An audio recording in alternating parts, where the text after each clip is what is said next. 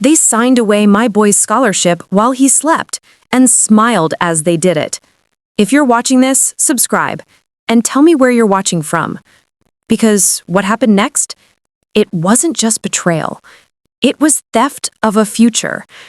And when someone steals your child's dreams, you don't scream. You plan.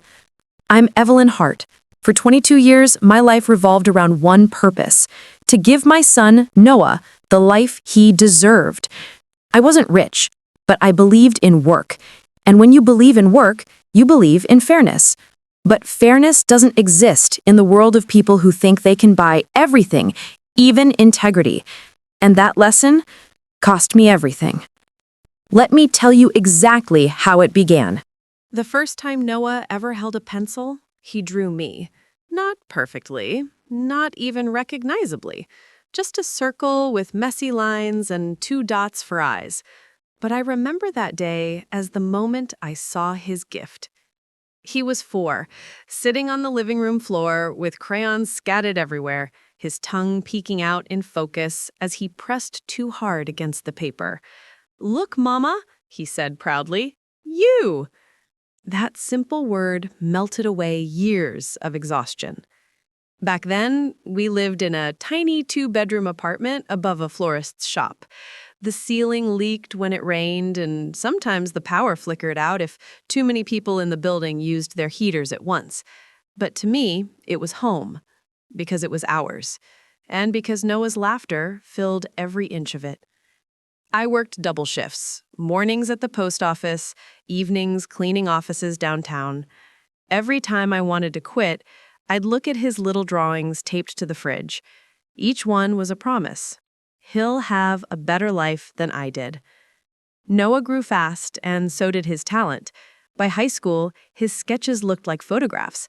Teachers called me after class just to say they'd never seen someone capture emotion like he did. He didn't talk much, but his art did all the speaking, and that was enough. Then came the letter, the one that changed everything. It was a crisp, white envelope with the Whitestone Academy emblem embossed on the corner. A full-ride scholarship to study fine arts. I remember standing in the kitchen holding that letter, tears running down my face.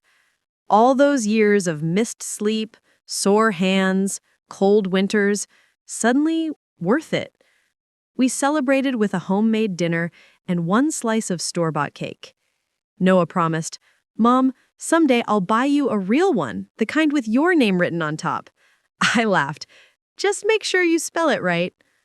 But while we dreamed, someone else was watching. Someone who didn't like the idea of us winning. Her name was Clarissa Ward, my late husband's second wife. After Robert died 2 years ago, Clarissa had managed to charm her way into his small estate. A woman who cried at funerals, but smirked during bank appointments. When Robert passed, Clarissa inherited the house. Not that I fought it. She could have the property. All I cared about was Noah's education.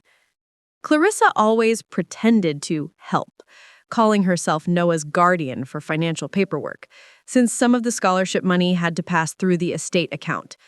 I didn't like it, but I didn't have the legal power to block her. She smiled too easily, and her smiles never reached her eyes. Everything seemed fine until that spring morning. I woke up early, brewed my coffee, and opened my laptop to check the scholarship account portal. It showed a final transfer. At first, I thought it was part of the tuition payment process.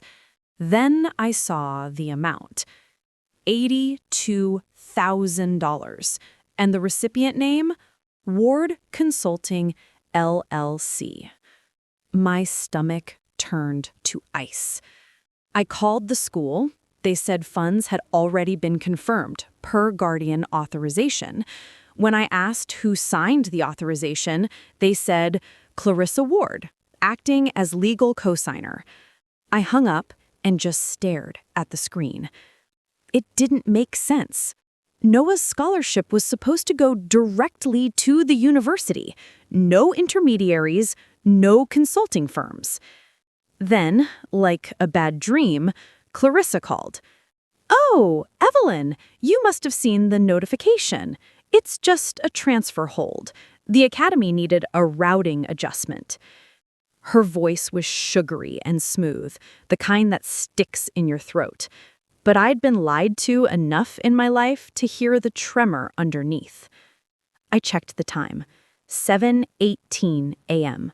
By the time Noah woke up, I'd already called the bank, the academy, and an old friend from my office who'd once worked in compliance.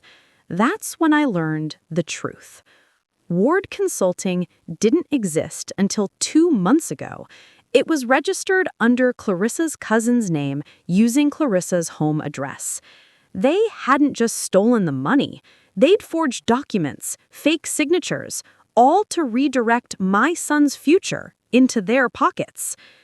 I remember looking at Noah as he ate breakfast, blissfully unaware, talking about dorm rooms and art supplies.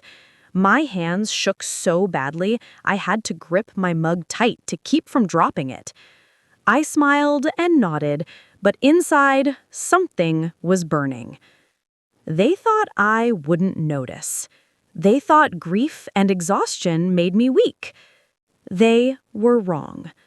Because that morning, I made a quiet promise to myself, the same one I'd made the day Noah was born. No one will take his future from him. I didn't call Clarissa back. I didn't yell or threaten. Instead, I opened a new folder on my computer and labeled it, in bold, Project Reclaim. If she wanted to play with signatures and paperwork, she was about to learn what real documentation looked like. The first rule of fighting snakes like Clarissa is simple. Never let them know you've seen their fangs. So, for the next 48 hours, I smiled. I sent her polite emails. I asked for updates. I even signed a birthday card for her step-niece, just so she'd think I was still the same soft-spoken Evelyn who wouldn't know a balance sheet from a broom handle. But while she slept on her white linen sheets, I was awake under a dim lamp, printing every transaction I could find. Page after page, my dining table turned into a battlefield of numbers. Dates, transfers, digital footprints. Every forged document leaves a scar. You just have to know where to look. The first inconsistency came from a signature authorization form sent to the academy. It used my old address, one I hadn't lived at in 6 years. Why would I have signed a form using that address? I looked closer. Clarissa had always looped her S like a ribbon. My late husband used to tease her handwriting, saying it looked too rehearsed to be real. And there it was, that same loop sitting smugly on the line that read Evelyn Hart. My name, her hand. I printed 10 copies and highlighted the loop in neon yellow. If she wanted a paper war, she was about to lose it. That evening, I called an old acquaintance, Marcus Dwyer. We'd worked together years ago when I handled courier deliveries for his law firm. Marcus was the kind of man who noticed details. He once returned a package unopened because the seal was a half-inch shorter than protocol. He picked up on the second ring. "Evelyn Hart," he said, surprise lacing his voice. "It's been years. How are you?" "Determined, and I need your help." I told him everything. The scholarship, the transfer, Clarissa's new shell company. He didn't interrupt once. When I finished, there was a long silence, then a slow, impressed exhale. "You've done half my job already," he said. "Keep every printout. I'll meet you tomorrow." That night, I slept for the first time since discovering the theft. Not peacefully, but with purpose. Marcus arrived the next morning carrying a battered briefcase that smelled faintly of coffee and old leather. He spread my evidence across my kitchen table and studied each sheet like scripture. Clarissa filed these as educational transfers. She used an old cosign authorization Robert left for medical expenses. Clever, but illegal. She forged both your signature and his deceased authorization. I felt my throat tighten. Robert's death certificate was barely 2 years old, yet his name had been dragged through ink again. Marcus looked up, his expression softening. You can't confront her directly. She'll shred everything.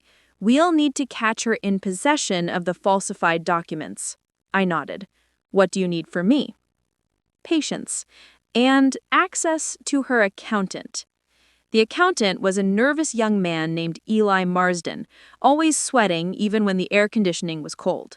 I ran into him, by accident, at the grocery store. He was buying an expensive bottle of Merlot, Clarissa's favorite. "Oh, Eli," I said brightly, "how's Clarissa managing all the scholarship paperwork? Must be so complicated." He froze like a deer in headlights. Fine. Everything's fine. I just handle the filings." People like Eli fold easily when you offer them warmth. So I smiled and said, "It's admirable, all those forms. Maybe one day you could show me how you organize it all. I'm hopeless with numbers." He laughed nervously, said, "Sure," and fled. But 2 days later, an anonymous envelope arrived at my doorstep. No return address. Inside were photocopies of 3 invoices marked Ward Consulting LLC, writing as private fund reallocation. Each bore Clarissa's signature, each dated within weeks of Noah's scholarship approval. That envelope smelled faintly of Merlot. Marcus called the moment I sent him scans of the documents. "This is enough to start," he said, "but we'll need confirmation from the registrar and proof that Clarissa intended to defraud the academy.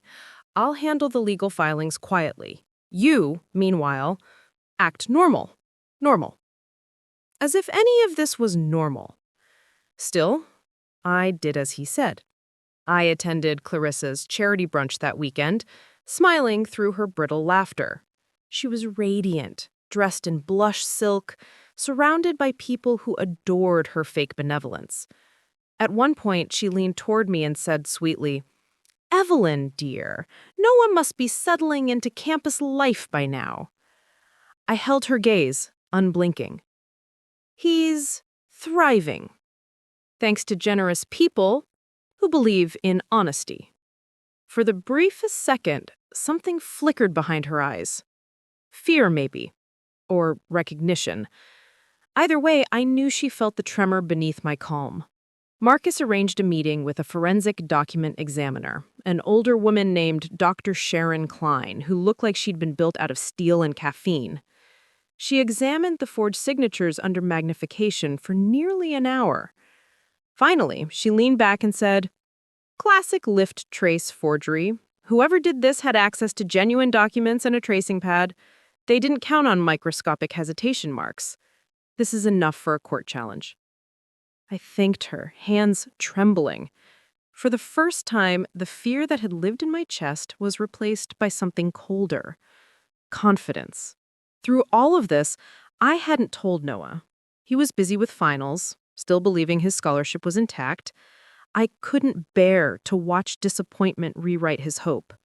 He'd always seen the world in color. I wouldn't let Clarissa turn it gray. But secrets have a way of echoing. One evening, he found the stack of documents on the dining table. "Mom, what's all this?" I froze. He read the top sheet, eyes widening. "She stole the money?" I opened my mouth, but no words came.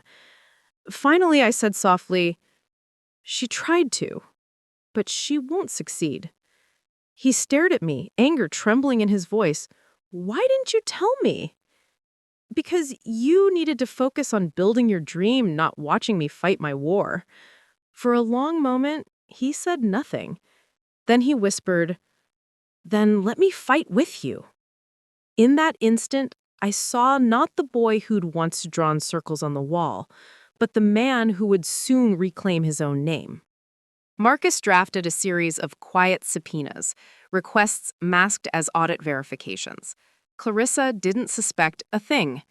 When the academy received them, she panicked and began rearranging her office files. That's when Marcus smiled. "Perfect. Now we get the warrant." A week later, the police seized her laptop under court order. Within hours, they uncovered copies of falsified letters, digital templates of my signature, and email chains boasting to a friend, "She'll never notice. The old bat can't read PDFs." Old bat. That line stayed with me like a splinter. Because sometimes vengeance doesn't roar, it just waits for the right echo. Clarissa's downfall began quietly, a leaked article in the Whitestone Gazette. Local benefactor under investigation for scholarship misuse. Her charity partners withdrew, her invitations stopped. Within days, the same people who once clinked glasses with her were whispering behind manicured hands. But I wasn't finished.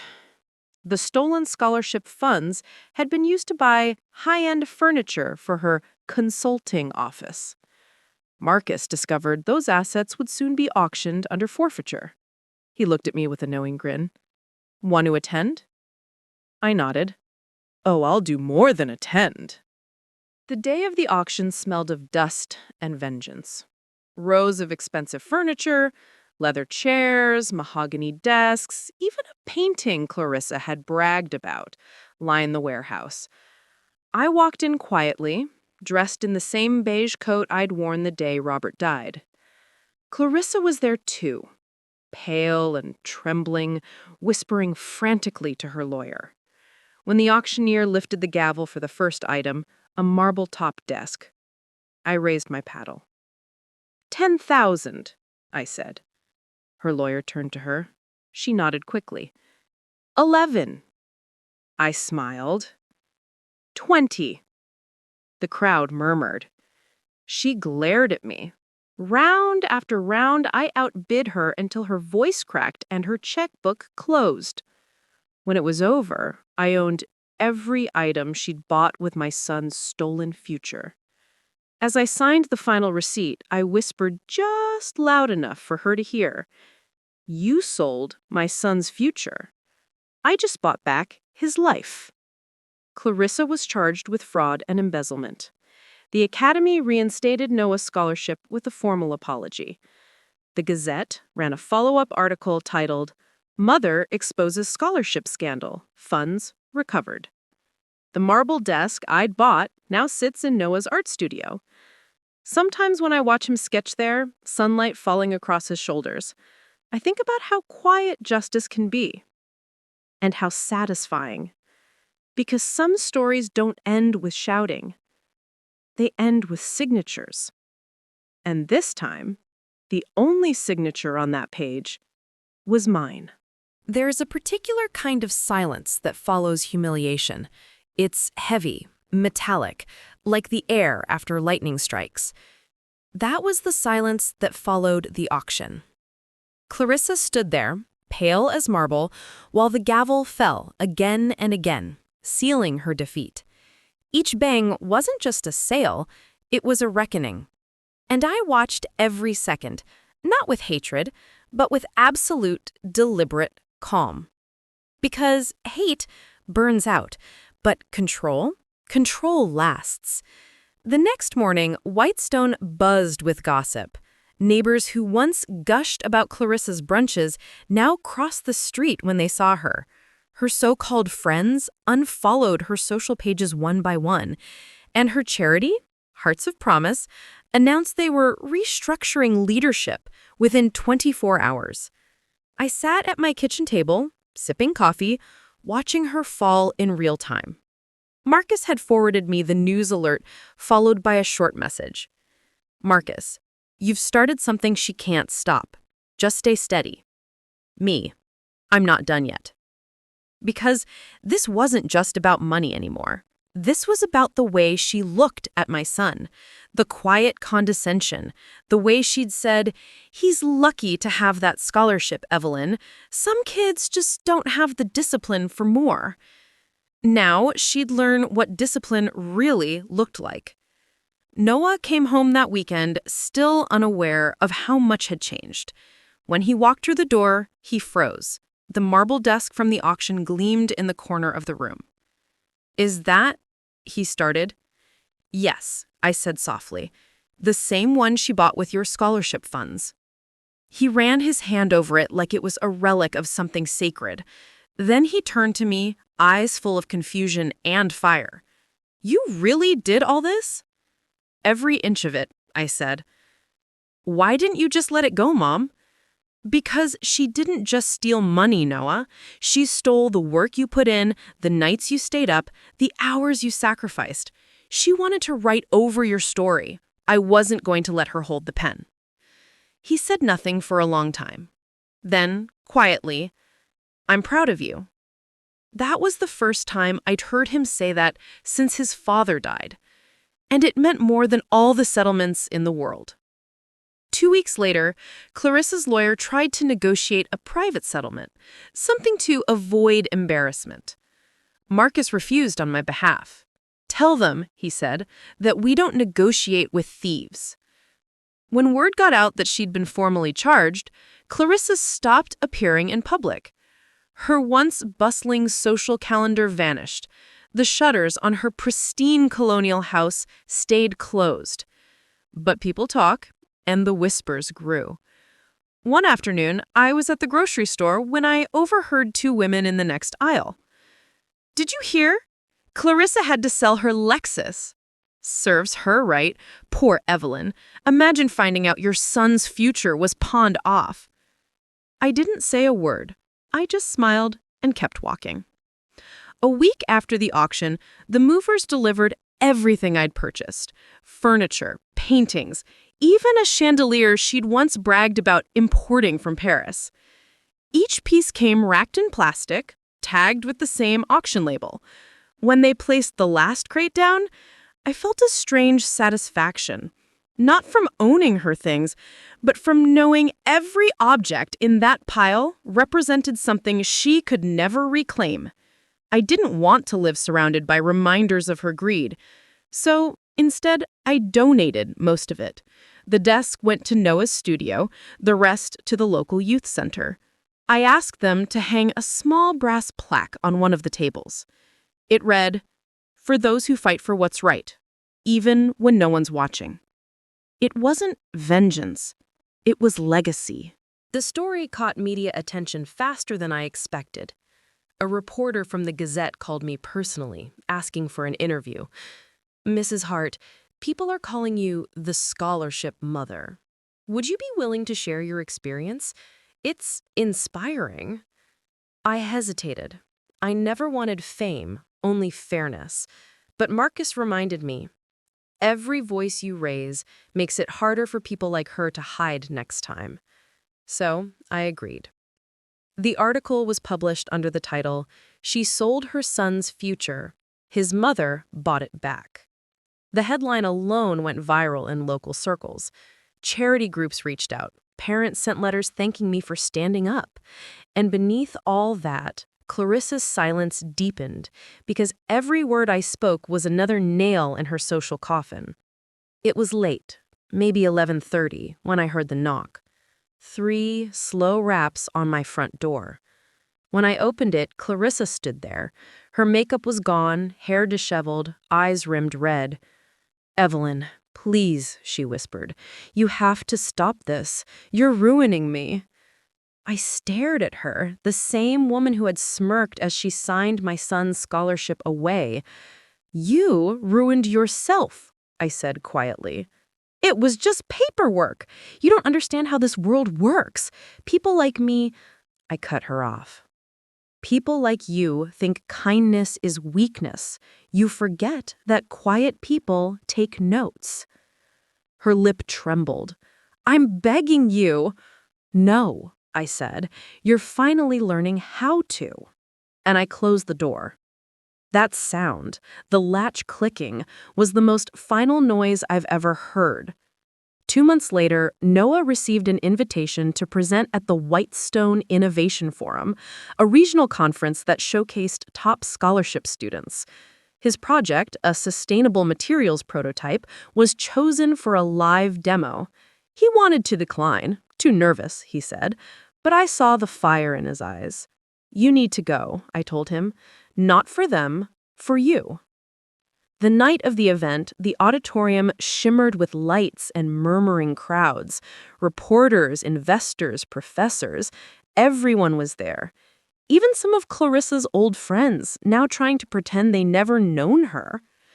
Noah stepped on stage in a crisp gray suit, the same color his father used to wear for big presentations. When he began to speak, his voice was calm, confident. He spoke about perseverance, truth, and rebuilding from betrayal. Then he said, "Everything you see here exists because someone believed in me when others didn't. That someone is my mother." The spotlight turned, and for the first time, in front of hundreds of people, my son pointed at me and smiled. There wasn't a dry eye in the room. A week later, Clarissa's bankruptcy became official.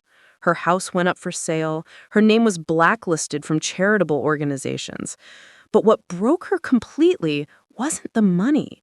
It was what happened next. The youth center posted a photo online. One of the kids sitting at her old mahogany table drawing blueprints, the brass plaque shining beneath his sketchpad. The caption read, "Thank you, Mrs. Hart, for giving us a future." That image spread everywhere. Clarissa's furniture, the symbol of her greed, had become a beacon of generosity in someone else's hands. It was poetic justice. Marcus called soon after. "You've done more than win, Evelyn. You've changed the story." "What do you mean?" "You didn't just expose her, you rewrote the narrative from theft to triumph. That's real power." I smiled faintly. "Power doesn't interest me. Peace does." He chuckled softly. "Then you've earned it." A month later, a letter arrived in the mail. Handwritten, shaky. No return address. I opened it and recognized Clarissa's looping script. "Evelyn, I lost everything. I don't expect forgiveness, but I needed you to know I see now what I was and what you are. I hope one day Noah will understand that I wasn't always this person. I was just afraid of losing control. You've won, and maybe in some strange way, you've freed me too. Clarissa." I read it twice, then folded it neatly and placed it in a drawer, not out of mercy, but closure. She wasn't my enemy anymore. She was just another lesson. A year later, Noah's prototype won a national grant. We celebrated quietly at home, over coffee and laughter. He was heading to London for a research internship, the kind of opportunity Clarissa thought she could buy and bury. Before he left, he hugged me and said, "You didn't just buy back my life, Mom. You built it."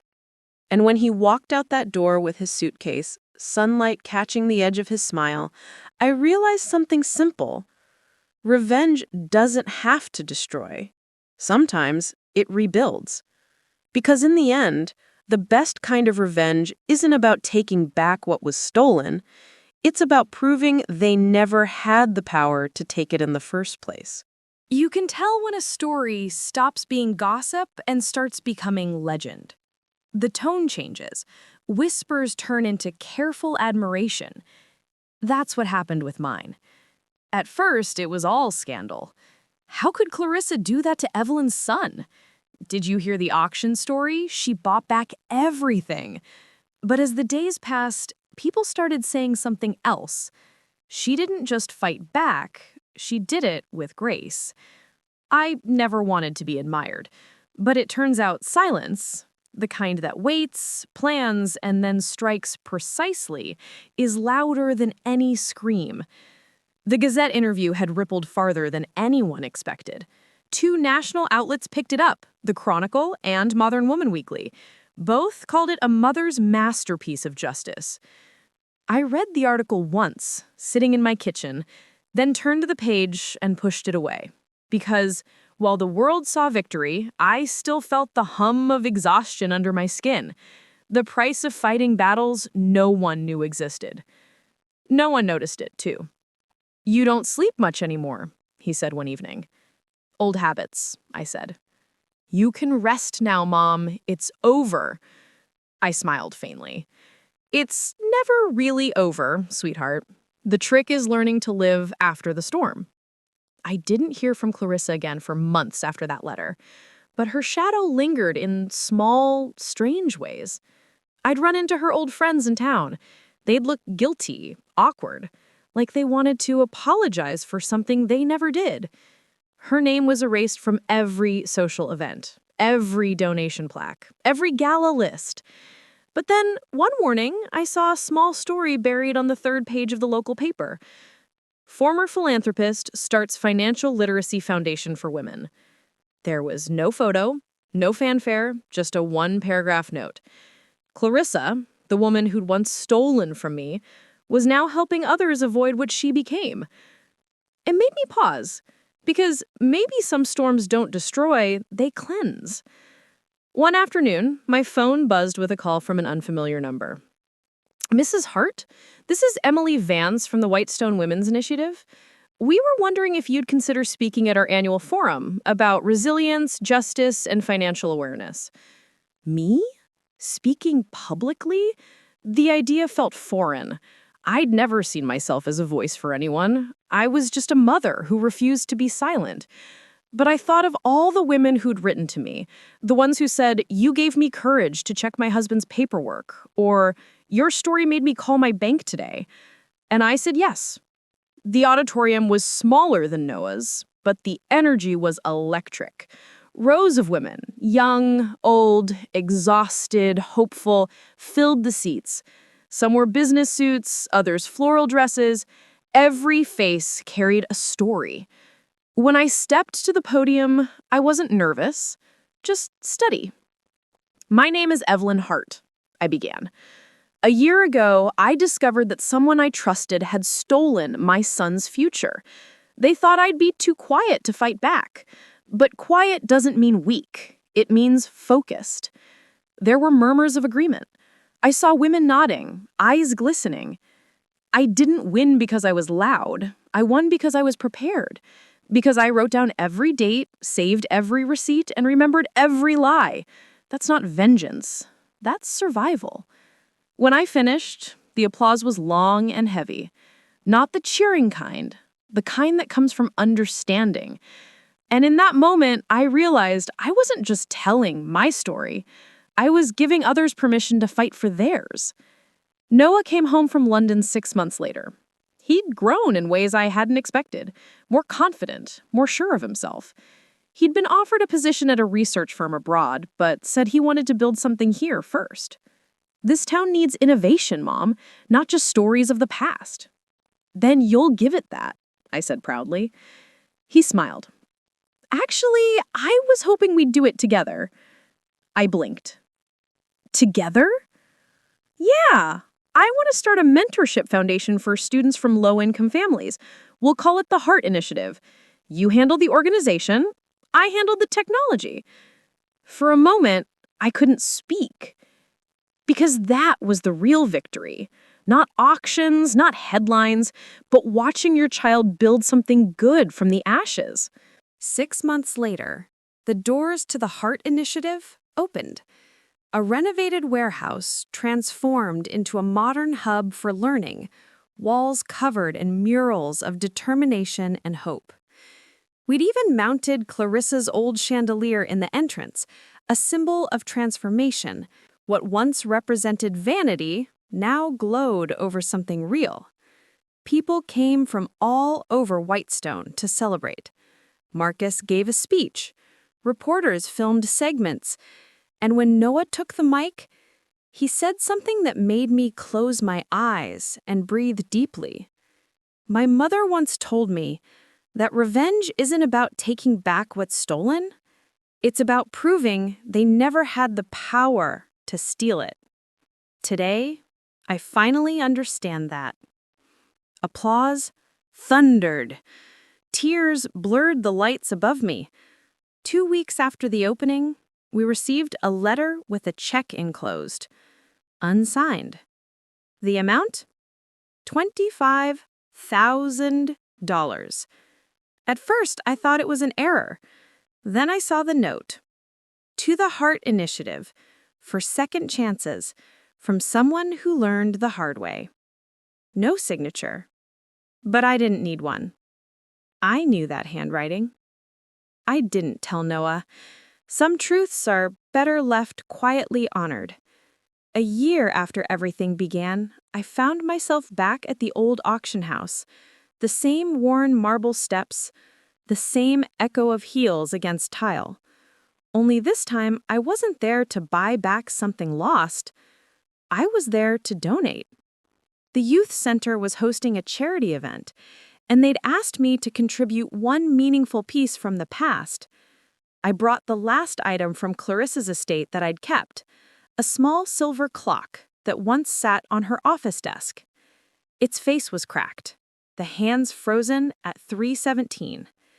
When they placed it on the display table, I felt an odd peace. Time, it seemed, had stopped for her, but not for me. That night, after everyone had left, I sat by the window and looked out at the town below, glowing softly in the early spring light. For the first time in years, I didn't feel like I was watching over something broken. I was watching something bloom. Marcus called. "How does it feel to be a local legend?" he teased. "Tiring," I laughed, "but worth it." You know, Evelyn, not many people can say they rewrote their own ending.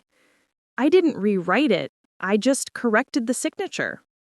A week later, a journalist sent me a framed article, the one that had started everything. Below the headline, "She sold her son's future. His mother bought it back." They'd added a subheading. "Now she's building futures for others." That was the closure I hadn't realized I needed. If you asked me now whether revenge was worth it, I'd say this. Revenge is a storm. It clears the air but leaves wreckage. Justice, though. Justice plants new roots where the storm passed. And when you learn to live in that calm afterward, that's when you truly win. Some endings don't announce themselves. They arrive softly, like the whisper of rain after months of thunder. That's how mine came. It wasn't a letter or a confrontation or some grand gesture. It was a quiet morning.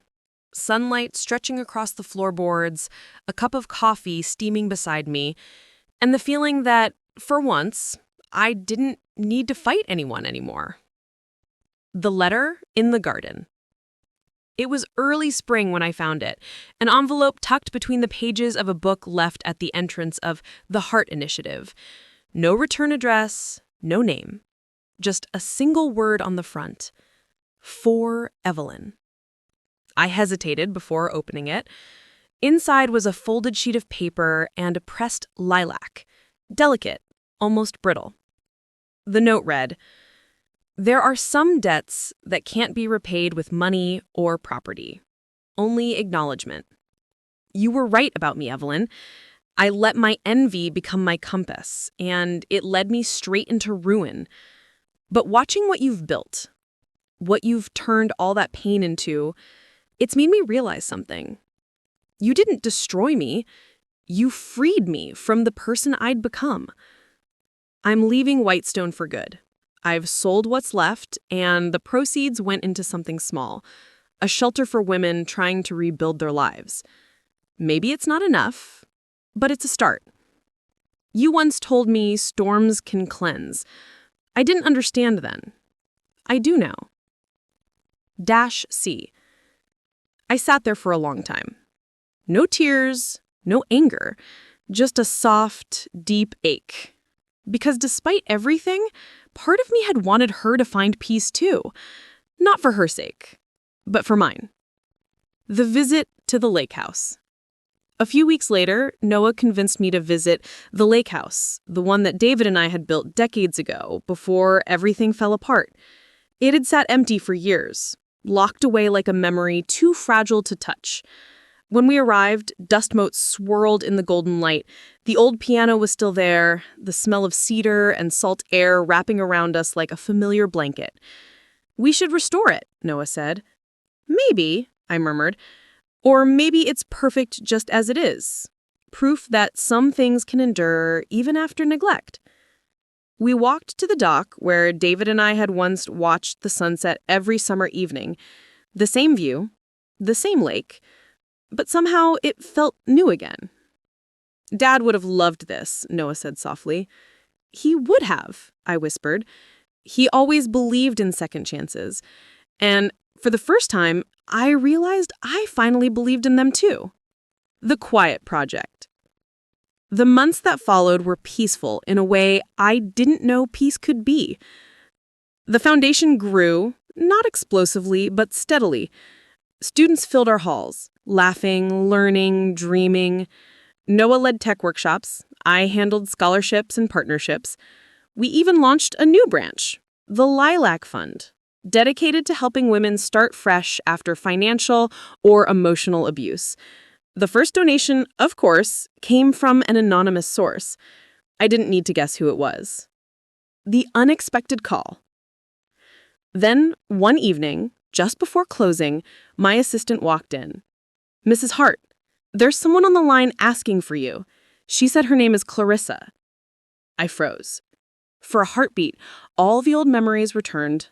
The betrayal, the rage, the courtroom whispers. But then I took a deep breath. Put her through. Her voice was softer than I remembered. Fragile. Human. "Evelyn, I didn't think you'd answer." "I almost didn't," I said honestly. "I just wanted to say thank you for everything. You could have destroyed me, but instead, you turned it into something that helped others. I know you didn't do it for me, but it helped me too." There was silence for a long while. I looked out the window, the sun sinking behind the hills, casting the town in amber light. "Clarissa," I said finally, "you don't owe me gratitude. You owed me honesty. And you gave it. That's enough." Her voice cracked. "Do you forgive me?" Forgiveness. Such a heavy word. For years, I'd thought forgiveness meant excusing what someone did. Now, I knew better. "I forgave you the day I stopped thinking about you. That's how I took my life back." She didn't reply, just a quiet exhale. "Goodbye, Evelyn. Goodbye, Clarissa."